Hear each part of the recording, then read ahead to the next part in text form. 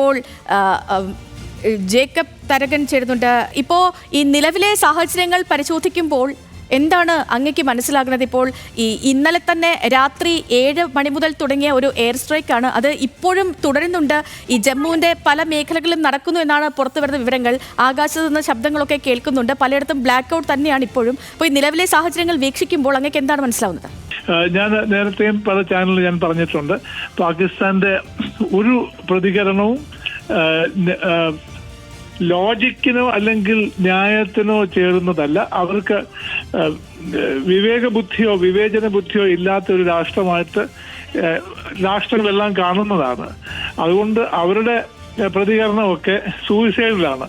അവരോട് നമ്മൾ രാജ്യം നേരത്തെ പറഞ്ഞതാണ്, ഈ നമ്മളുടെ മറുപടി കൊണ്ട് ഞങ്ങൾ നിർത്തുന്നു, നിങ്ങൾ എസ്കലേറ്റ് ചെയ്യരുതെന്ന്. അത് പറഞ്ഞത് കേൾക്കാതെ ചെയ്തു കഴിഞ്ഞാൽ വിനാശകാലെ വിപരീത ബുദ്ധി, അത് ചെയ്യുന്നതിന് അവരനുഭവിച്ചേ മതിയാകൂ. അവര് മനസ്സിലാക്കുന്നില്ല, അവരുടെ എയർ ഡിഫൻസ് തകർന്നു കഴിഞ്ഞു, അവരുടെ എയർഫോഴ്സിന് സ്ഥാനമില്ല. ഇതൊക്കെ മനസ്സിലാക്കിയിട്ടും അത് മനസ്സിലാക്കാഞ്ഞത് കൊണ്ടാണോ മനസ്സിലാക്കാൻ സാധിക്കാത്തത് കൊണ്ടാണോ അവരുടെ പ്രകോപനം തുടരുന്നു. പ്രകോപനത്തിന് മറുപടി ഇന്ത്യ കൊടുത്തേ മതിയാകൂ, കൊടുക്കുന്നു. ഇത് അവർ നിർത്തിയെങ്കിലേ നിർത്താനൊക്കത്തുള്ളൂ.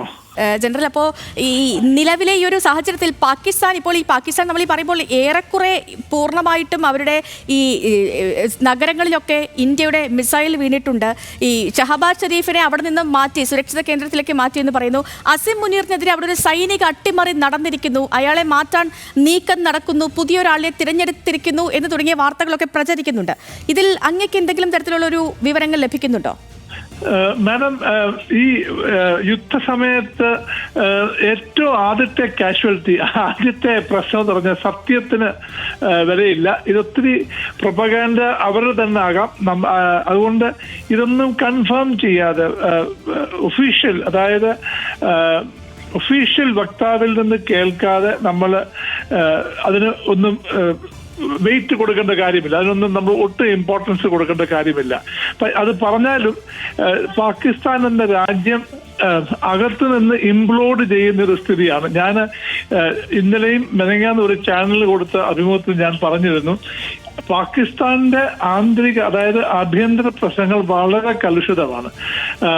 ഞാനിത് പറഞ്ഞിരുന്നു, ബലൂചിസ്ഥാനിലെ അവരുടെ ഡിഫൻസ് അവർ 2 ഡിവിഷൻ മാറ്റി ഇന്ത്യക്ക് മുമ്പേ ഇന്ത്യക്കെതിരെ അണിനിരത്തിയത് കൊണ്ട് ബലൂചിസ്ഥാനിൽ തന്നെ അവർക്ക് വളരെ വലിയ പ്രശ്നങ്ങൾ നേരിടുവന്ന്. ഇന്ന് ഞാൻ ഇവിടെ വായിച്ചു, അവിടുത്തെ ഒരു അതിർത്തി ഒരു പ്രദേശം മൊത്തവും ബലൂച്ച് ആർമി പിടിച്ചെടുത്തു എന്ന്.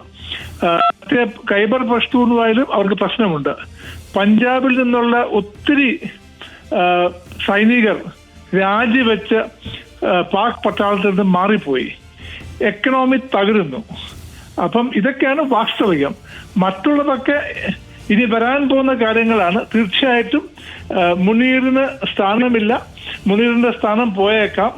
അതുപോലെ തന്നെ ഇന്ന് നാം കാണുന്ന പാകിസ്ഥാൻ അതേ രൂപത്തിൽ കുറച്ച് ദിവസങ്ങൾക്ക് ശേഷം കാണുമോ എന്ന് തന്നെ നമുക്കറിയാൻ വയ്യ. കാരണം അകത്തെ പ്രശ്നങ്ങളുണ്ട്, പല ഭാഗങ്ങളും മാറുവാനും ഓട്ടോണമി ചോദിക്കുവാനും അങ്ങനത്തെ പ്രശ്നങ്ങളൊക്കെ സംഭവിക്കാൻ സാധ്യതയുണ്ട്. ഇനി ബാക്കി ഷഹബാസ് മാറിയോ മുനീർ മാറിയോ എന്നുള്ളതൊക്കെ, ഇനിയിപ്പോൾ ഇമ്രാൻഖാൻ വന്നാലും ഇമ്രാൻഖാനും ഇന്ത്യയോട് വലിയ സ്നേഹവും പ്രേമവും ഒന്നുമില്ല. അവരെല്ലാം പാകിസ്ഥാന്റെ നിലനിൽപ്പും അസ്തിത്വവും ഇന്ത്യ വിരോധമാണ്.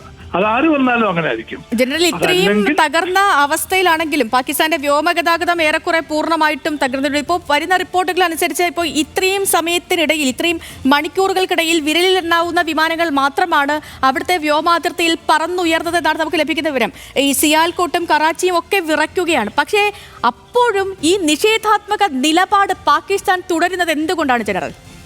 അത് അവർക്ക് അവരുടെ ബോധമില്ലായ്മയും അവരുടെ ബുദ്ധിശൂന്യതയും അവരുടെ മത തീവ്രതയും ഒക്കെ കൊണ്ടാണെന്ന് അത് ആർക്കും മനസ്സിലാവും. അതാണ് ഇത് തുടങ്ങിയപ്പോൾ തന്നെ അവരോട് പറഞ്ഞതാണ്, ഇത് ശരിയല്ല, നിങ്ങളുടെ പോക്ക് ശരിയല്ല എന്ന് നമ്മൾ വളരെ വ്യക്തമായിട്ടും വളരെ സൗമ്യമായിട്ടും പറഞ്ഞതാണ്. അത് മനസ്സിലാക്കാത്ത ഹിന്ദിയിലൊരു ചൊല്ലുണ്ട്, ലാത്തോങ്കി ഭൂത് ബാത്തോസെ നെയ് മാനത, അതായത് പറഞ്ഞ് മനസ്സിലാക്കാത്ത വ്യക്തികൾക്ക് അടി കൊണ്ടേ മനസ്സിലാകൂ എന്നുള്ളതൊരു നിയമമാണ്. അതിപ്പം അവരുടെ ചെയ്തികൾക്ക് അവർ അനുഭവിച്ചെല്ലാം മതിയാകൂ. പക്ഷെ ഇതൊരു സങ്കടമെന്ന് പറയുന്നത് അവിടുത്തെ ജനതയാണ്. പക്ഷെ ജനത മിക്കവാറും ഒട്ടുമിക്കൊട്ടുക്ക് ഉള്ള ആൾക്കാരും ദാരിദ്ര്യരേഖയ്ക്ക് താഴെ ജീവിക്കുന്നവരാണ്. അവരുടെയൊക്കെ കാര്യം കഷ്ടമാണ്. പക്ഷെ അത് മനസ്സിലാക്കുവാനും അവർക്ക് വേണ്ടി ജീവിക്കുവാനുമുള്ള കരുതലോ ബുദ്ധിയോ അല്ലെങ്കിൽ ഒന്നും അവിടുത്തെ ഭരണാധികാരികൾക്കില്ല. അതിൻ്റെയൊക്കെ ഫലം ജനങ്ങൾ അനുഭവിച്ചേ മതിയാകൂ, അല്ലാതെ എന്ത് പറയാനാ.